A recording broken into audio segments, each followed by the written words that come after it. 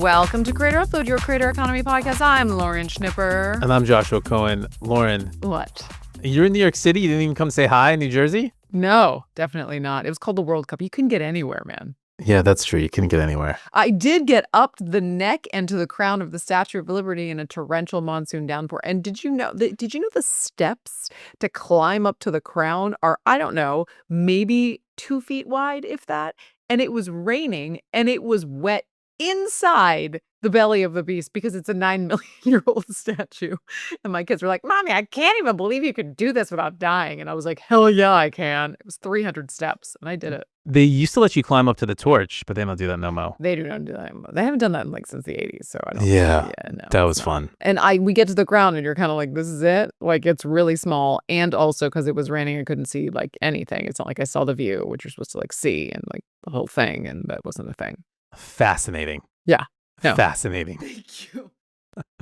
You were one of the few people, I guess, to not tune into the World Cup that weekend. No, I did. I watched it. If you were actually then watching World Cup content and you were watching it on YouTube, you would have been one of the unique 1.7 billion viewers watching soccer, football, World Cup related content on YouTube in 2026 so far. I was not watching it on YouTube, but congratulations to YouTube.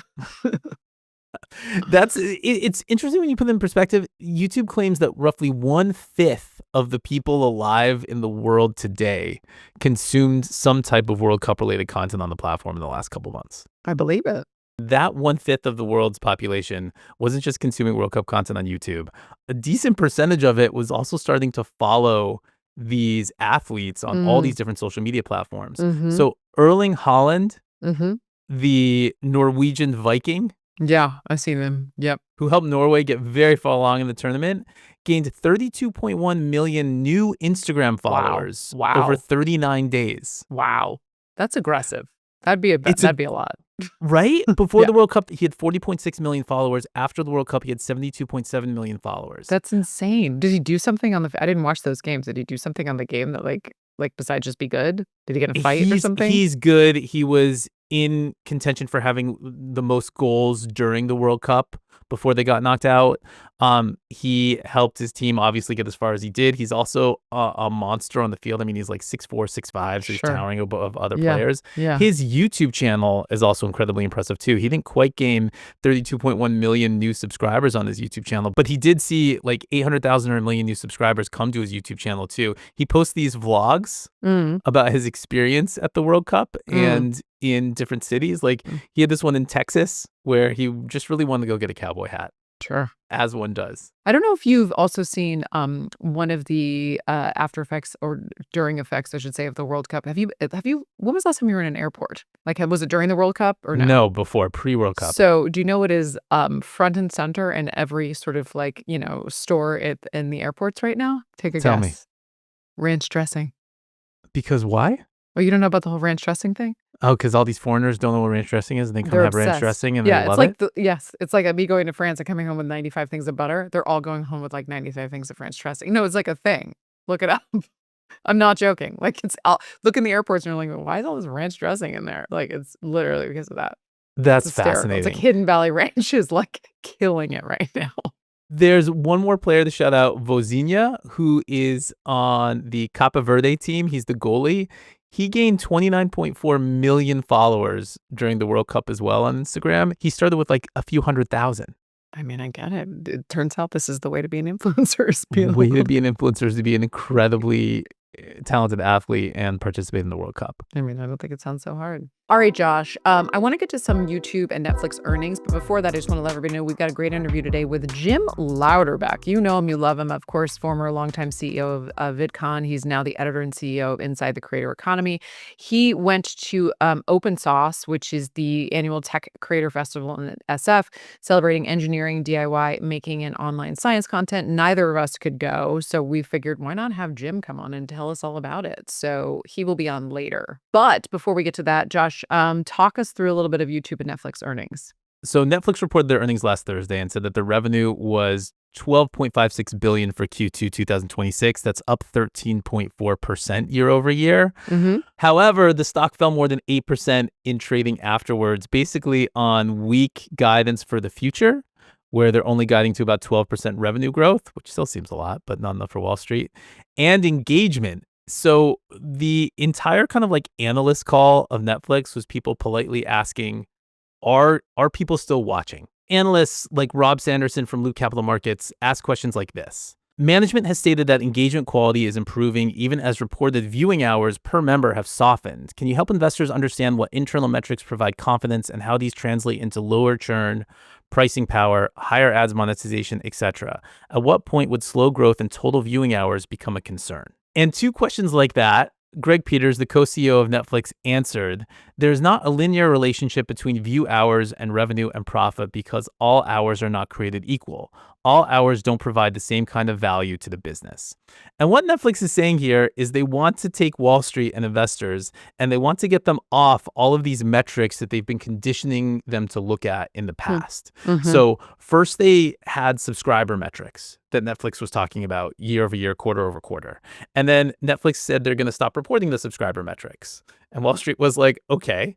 And now Netflix reports their total watch time. They release 2 reports a year where they talk about the shows that get the most watch time, what people are watching, etc. They said they're going to decrease that to 1 time per year now. Mm-hmm. And they're trying to shift away from a quality over quantity, when before they were all about consumption. How many people are watching Netflix? What kind of hours are they consuming? And now they're like, as I think YouTube is establishing more and more dominance, they're trying to shift the narrative a little bit. And to be fair, some of it checks out. For instance, live events are 5% of the content budget, but only 1% of view hours. Kids and family animation is also 5% of spend, but 8% of view hours. So it's the same money, but 8 times the hours. And so like, what is more better for the consumer in that? What's going to attract more attention? So if you just look at the total watch hours of those things, it doesn't quite map out where you're always going to spend the same money for the same kind of dollars. But Netflix is now trying to make this point where like they're culturally important. People want to watch their shows, even if they have something online for 2 hours and it costs them 10 times as much, 20 times as much as something else.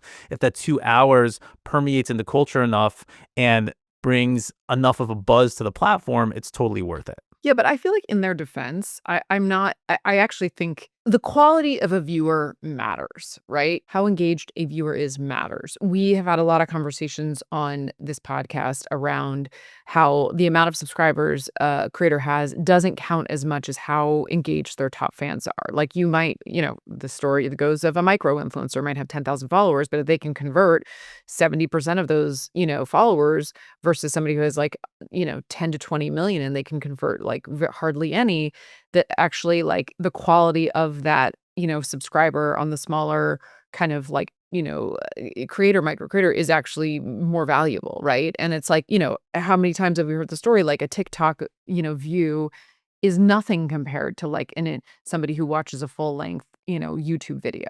So I don't actually think that they're wrong. It just also coincides with YouTube taking, having more dominance in the space. So I think there's 2 truths here. 2 things can be true, right? As Dr. Becky would say when dealing with children, is that they're right. Like the viewers that watch Netflix, I think are highly engaged and like appreciate that content and come back for more and are really excited, but are a lot more people just zoning out and watching YouTube for long periods of time. And, but is that viewer as valuable as a Netflix viewer? Like TBD on the Netflix versus YouTube quality of viewer. But I don't think that they're wrong in suggesting that their viewer is a sticky viewer and a quality, consumer. At least trying to convince investors that that's the case. Yeah, for sure. but it's also, again, it's also true that like they're losing dominance. So like, I mean, there's the famous like when they were producing The Crown and, there was like one scene with like 10,000 extras and like, for no, I mean, it's just like, it was ridiculous money being spent per minute on shows like that, which like, they probably can't do stuff like that. By the way, they shouldn't have been doing stuff like that forever. Like the story forever was like, how are they spending this much money on content versus the viewers? And this is when they were kind of the dominant force. So like, there's a bit of course correction that probably should be done regardless of all of this. Listen, I'm not unsubscribing anytime. If anything, I'm subscribing to more things. I have a friend who has who is the showrunner on a hit show on Peacock, and the one with Jennifer Garner, 5-Star Weekend or whatever. I unsubscribed. I am a Peacock fan. I love a Netflix situation, but I was like, I can watch Law and Order on Hulu. I'm gonna unsubscribe. I'm gonna restrain myself. I'm gonna unsubscribe. I'm just not only am I gonna resubscribe to Peacock, I just subscribed to BritBox because you think I'm not gonna watch the other Bennett sister? Like, what are you, insane? Like, and I'm not unsubscribing from Netflix or anything else as a result. So I don't know. This is just me. This is a data point. This is one data point, but I feel like it's a relevant one. Yeah, totally. Definitely. This N of 1 is instrumental in their Thank you. calculus of how to move forward and Thank their you. all their Thank you. practices. And here's also what Greg Peters said, that Netflix is going to start measuring engagement on 3 different dimensions: quality, variety, and quantity. So on quantity, view hours grew 2% in the first half. That's an incremental 1.5 billion hours, which is a lot. It's crazy that 2% is 1.5 billion, which he framed as a slight acceleration from 1.5% growth in 2025. And then when he asked what was the internal quality metric, Peter said, quote, "We're not going to go into details of that quality metric because, frankly, it's taken years for us to develop it and vet it and assess it and improve it. And we think that those details are a competitive advantage." So Netflix is saying, don't look at the numbers we publish. Look at the better number that we have, which we won't show you. And by the way, we're going to publish the first numbers we talked about less often. Great. Yes. More power to him. More power to him. Let's switch gears and talk about some YouTube earnings. Break it down for us. So Alphabet released their Q2 earnings this week. Their total revenue was $119.8 billion in the quarter, up 24%, beating the $116.93 billion analysts expected. YouTube advertising revenue went up about 13% to $11.06 billion. And it's the first time YouTube ads have cleared $11 billion in any quarter. I think it's important to remember that's ads only. It doesn't count any of YouTube's subscription services, which lives inside of a segment. It's not the total part of the segment, but lives inside of a segment that did another $12.91 billion total for the quarter. If you remember, YouTube's advertising revenue in 2025 for the whole year was about like $40 billion. But then their total revenue, including subscriptions, was around $60 billion. What this means is that like YouTube's advertising business by itself, no subscriptions, not anything else, did $11.6 billion, and Netflix's entire company, all revenue, subscriptions, advertising, and more, did $12.56 billion. So YouTube's ad business is now almost as big as Netflix is total. And they're both going up around the same percentage, about 13% year over year. But remember, that's only a component of YouTube's total revenue. And so given these numbers, if you're on the revenue team and financial teams at Netflix, you have to figure out a different way to spin this, because the narrative on Wall Street and in the economy at large is that YouTube is a dominant player in the entertainment, marketing, media, and now attention game. And that used to be Netflix's turf and territory. And now Netflix is not going to win in its current format playing the same game it has before. So it needs to either, one, adapt, which it is, by licensing content from Rhett and Link, from Hot Ones, from Nick DiGiovanni, and more. And two, just change the rules of the game a little bit. So it's applying both tactics here. My 7-year-old is obsessed with Nick DiGiovanni and his watermelon sort of series of videos where he can make anything, any sort of food, drink product out of a watermelon. He gave me a tutorial on how to make caviar out of watermelon yesterday. Yeah, there's a lot of watermelon experimentation going on in my house right now. Nick DiGiovanni's great. He's family friendly. He's great. He's good for multi-generations. I'm like so not mad at it. He's talking to me about like arrowroot flour. He's like, and then you take the arrowroot flour. And I was like, sure do. Like, I don't know. There's all sorts of things. I'm like, great. Love it. Yeah, he's fantastic. Yeah. We made like a keg out of like a watermelon. It was great. Okay, we are going to go into our interview with Jim Louderback about open source. Jim Louderback, welcome to Creator Upload. Thank you. It's good to be back, and it's nice to see you. I mean, it's about time.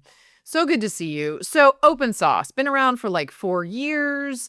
I know you've been a bunch. I know you spoke this year. Can you give for the kids a little bit of sort of like what is open source? Who goes? What's the whole deal? Sure, yeah. And look, my involvement was much more than speaking. I produced the whole industry day, and I've been doing this for 3 days. So you've been doing it for 3 years or 3 days? How long 3 have years. you? Sorry, Oh, you said 3 days. Yeah, I've been doing it. Sorry.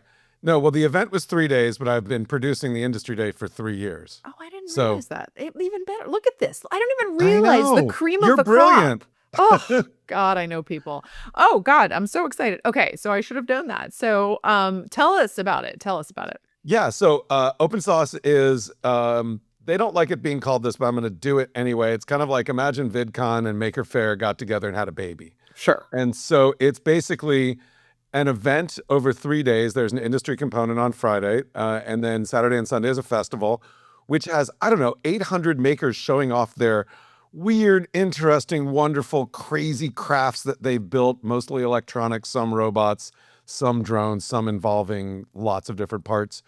And then 125 top creators in the STEM area, or STEAM actually is what they're calling it: science, technology, engineering, art/animation, and math. And so what you get is you get a very sort of niche focused version of VidCon that's all about STEM, that's all about creators, but it's also all about programming and AI and building stuff and engineering. And it's all held in the place where Maker Faire started, which is in San Mateo at their Expo Center. It's a wild ways, crazy, wonderful weekend of just geekhood. So Geekdom. are there I mean, I've heard it's sort of like the geek fest in the best possible way. I've heard that before. So like, but these makers, do they all necessarily have like big social presence, or is it like how do those kind of worlds collide? So the way the worlds collide is you think about it from the audience perspective. If you're a nerd or a geek and you like engineering, you like STEM creators, like you like William Osme, you like Mark Rober, you like Michael Reeves, you like Astro Alexandra. I could go on and on, but those are just some of the creators that were there. And you probably also really like people doing building stuff, and whether it's with 3D printers or it's with computers or it's drones or whatever. So if all of those combine in your interest, it's a perfect place for you. And because it's in the San Francisco Bay Area, halfway between the city and Silicon Valley, you've got this great group of engineers and creators and developers and companies that are focused on that. And so it's this big celebration of that intersection of your geekhood, your nerdiness, your creator love, science, engineering, and all that.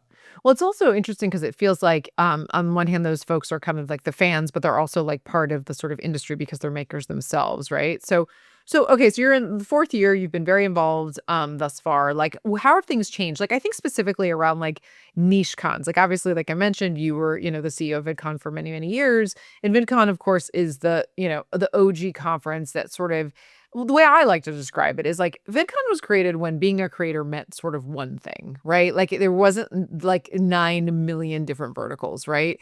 And so I think, and I can speak this as a lover of VidCon. I've been on the advisory board for 100 years. Like, it's trying to find its footing in this new space where creators are very niche. So what do you think about that overall kind of concept in general in terms of the sort of cons being more niche, and then how have you seen that sort of evolve open source in the last 4 years? Look, I think you nailed it on the head when you said that the creator space has expanded and changed. There are way more creators now and way more things they're talking about, and more platforms than there were in 15, 16, 17 when I added you to the advisory board. I was happy to do that. To be You were fair, great, because I still called are, you but because I called you and said add me to the advisory board. well, but also because I was trying to get Facebook to come to VidCon and be on the industry track. And Yes. at that point, you were like the only person I knew at Facebook. Aw. So it Aw. was a So match made cute. in heaven I'm because telling you. Facebook ended up becoming a huge part of it. So thanks. Yes. But Yes. anyway, Uh, back in those days, you could fit all of the creator economy probably in one event. And fandom in those days, even if let's say you're a teen and you like Phil DeFranco, chances are, your friends either like Phil or they like Toby Turner or they like Jenna Marbles, and you could all go together and share your fandom and have a great time. Well, now, 10 years later, 12 years later, you've got all these different fandoms, all these different niches, and the state of fandom for teens, I think, has changed too, where hmm. these days, most kids belong to fandoms that none of their friends know about. Right. So it's hard to capture all of that in one place, and it's hard. VidCon brings 300 to 400 creators. Open source brings 100 to 125 creators. None of those capture everything. And so the way I think open source works is it goes after a very narrow slice, not that narrow, but narrow enough. And it really can appeal to people who are interested in that slice. And again, if you're a fan of Mark Rober, chances are you're a fan of Michael Reeves or a fan of Hank Green or a fan of William Osmond, who started it. So if you are, this is a great place to come because you can discover new creators, celebrate the old creators, and dive around in 800 different wacky makers building all Yeah. sorts of weird, interesting stuff. So what is of this niche of creators, what is top of mind? I'm assuming AI. Like, what is everybody excited about? What is everybody worried about? Well, they're both excited and worried about AI. The last year in particular, there was a very negative sentiment around AI. I think we're seeing AI as being more adopted, but still worrisome to some of the groups that are there. So the animators certainly see AI as a problem, as a way that may be taking some of their livelihood away, but also as a way to make more stuff more quickly. So, but also 3D printing. 3D printing has not gone away. It's gotten even bigger and better, and there's really cool things you can do with it. We're seeing more around automated things like drones. There was a huge drone vendor there showing off automated package delivery, and even battery operated cars, electric cars. GM was there, and a startup making brand new cars was there. So all of those things have happened over time. And I don't think we ever saw, yeah, we did see Kia once at VidCon. That's wrong.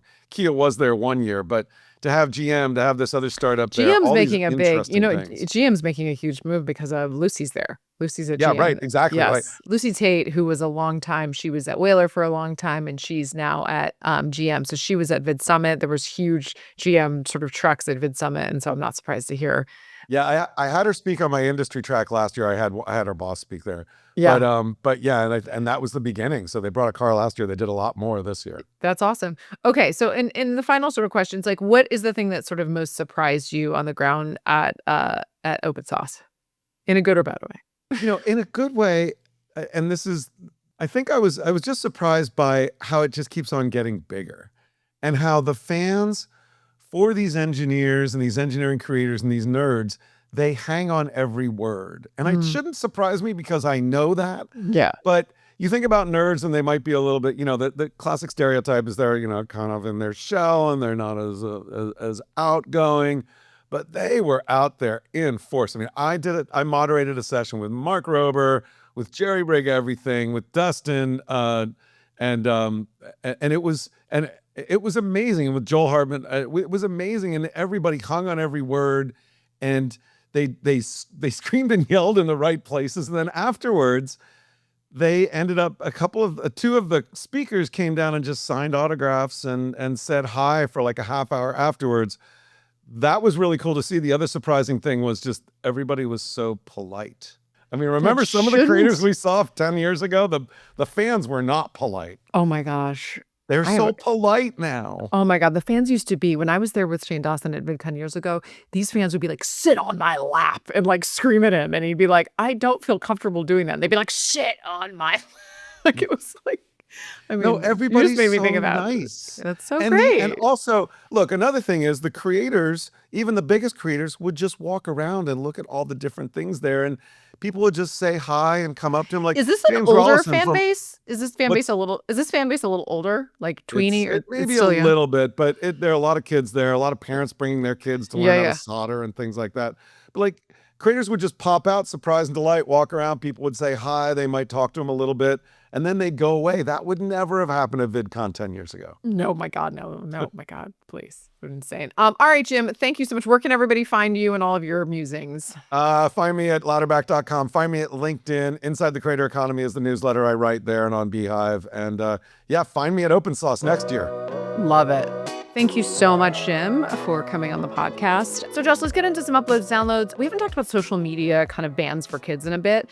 And I think it's notable. So France just became the first European Union member to ban social media for young teenagers this week, which is set to begin sort of a wave of new regulations because it's, France is the size of Texas. It's hard to sort of do this in one country. So European Union is like thinking about this as sort of like a holistic thing, but France is the first one to really put it into place.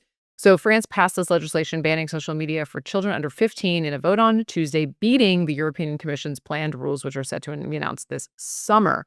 Other countries, including Greece, Germany, Spain, Italy, Portugal, Denmark, Sweden, Poland, Austria, Slovenia, Ireland, and the Netherlands, have also expressed interest in similar measures.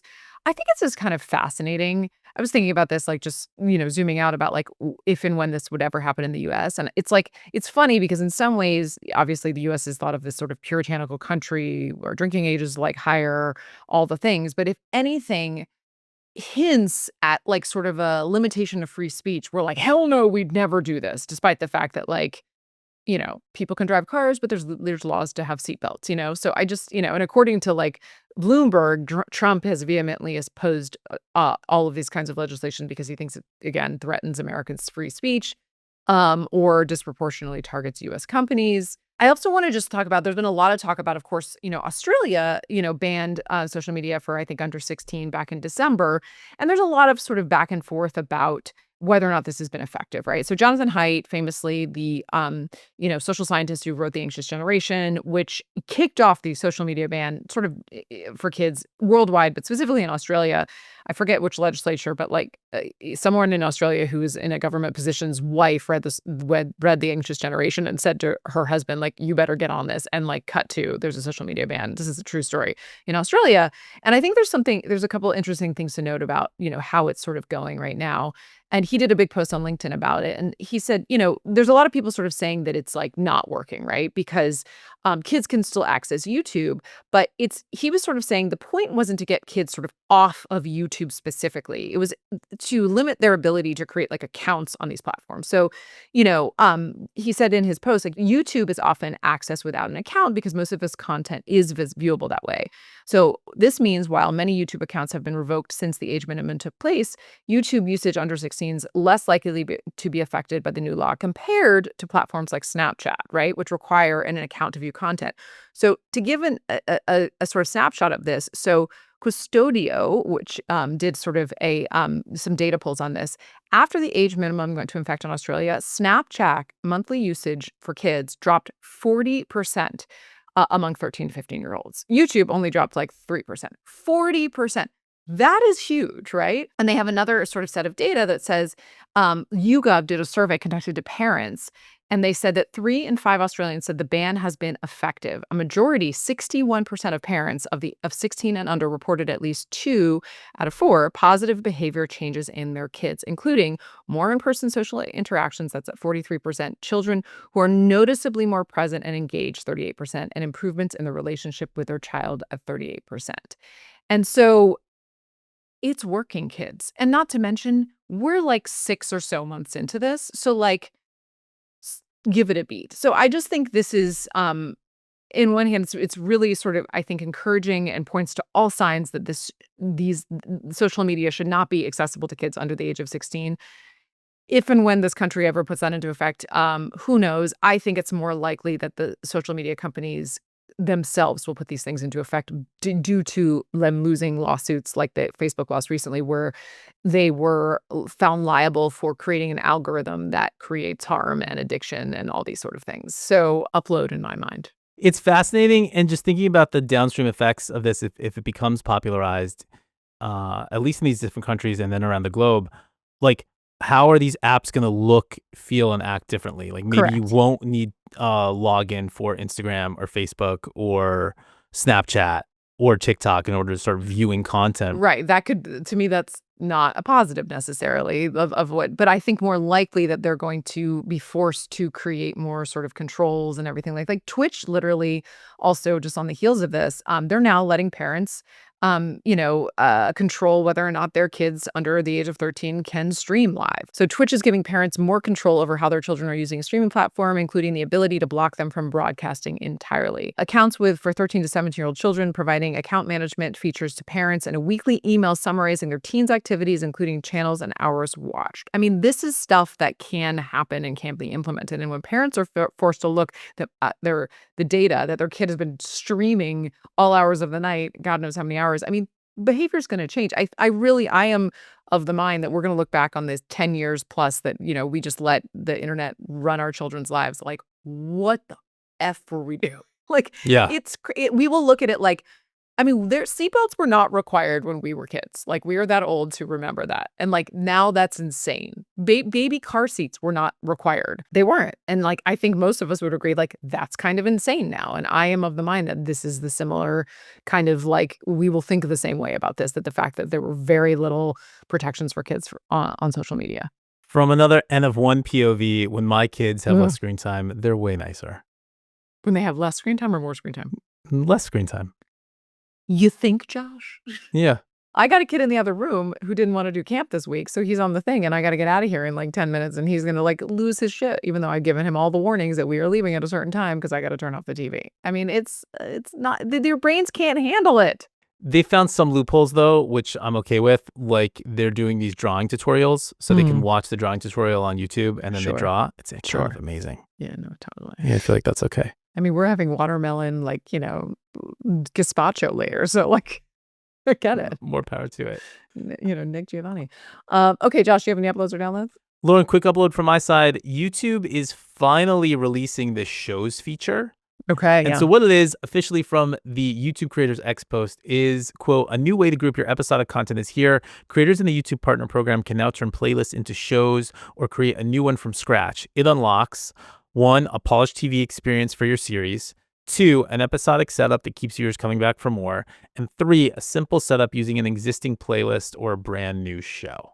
1, I expect this to look very cool and be super exciting for creators when they can see their stuff on the television and it looks just like the Netflix play screen for Law and Order.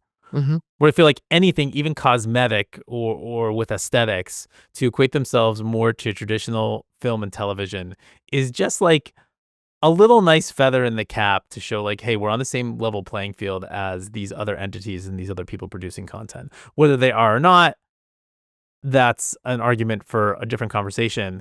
But at least like showcasing that they can be is a big boon for them. And talking about downstream effects, once this catches on and it looks cool, it's going to cause a lot more people to create more shows on YouTube and more episodic programming on YouTube. Well, that's been like a thing. I once worked with someone who was trying to basically, it's funny, he got his access to the API revoked, but he was creating like, he's like, there's a lot of, he worked at YouTube. And after he left, he was like, there's a lot of actual like episodic shows on YouTube. So he was creating a third-party website that sort of curated all of those. And then YouTube was like, yeah, no, we're taking that down. Yeah, you can't do that. You can't do that. But this is, I think there's already a lot of content that would like lend itself to being, again, episodic and sort of like season-based. Like it looks like it's for all intents and purposes, it's real TV shows. So this level of organization, I think, has been necessary for a long time. Yeah. Can I just say one shout out, one requested feature I'd like to say on Instagram? So I have this, I'm not on it that much and my mental health is so much better, but I go on it about once a week. And like on YouTube, I'll be watching something and I'm like, what's that video? And I can go to my history and be like, oh, there's the video I was watching like the other day. I found it. That doesn't exist on Instagram. And I understand the limitations and why that is, because if I'm looking at something, it's not the same as like clicking on it and starting it. But sometimes, like I was looking at something, I'm doing a kitchen again, everybody. And I was looking at something and I accidentally touched something, so it took me to the top of my feed, but then it redoes my feed. And that post is gone forever. And I can't find it.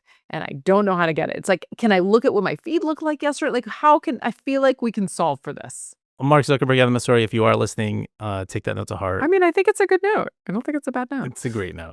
Josh, I think we did it. Lauren, I think that's it. I'll see you scrolling back through your Instagram feed, watching Nick DiGiovanni's latest like fruit show. Can't wait. On your TV. Can't wait. If not there, next week on Creator Upload. Today's show was produced by Lauren Schnipper, Joshua Cohen, that's me, and Adam Connor. It's edited by Adam Connor too. Original music is by London Bridge. You can check him out on Instagram at London Bridge Music. Make sure you subscribe to Creator Upload right here on YouTube, on Apple Podcasts as well, Spotify, or wherever you're listening. While you're there, give us a rating and leave us a comment. If you want to talk, hit us up at info@creatorupload.com. If you like our show, recommend it to a friend. If you love it, just tell everyone. Thanks for listening to Creator Upload, and we will be back next week.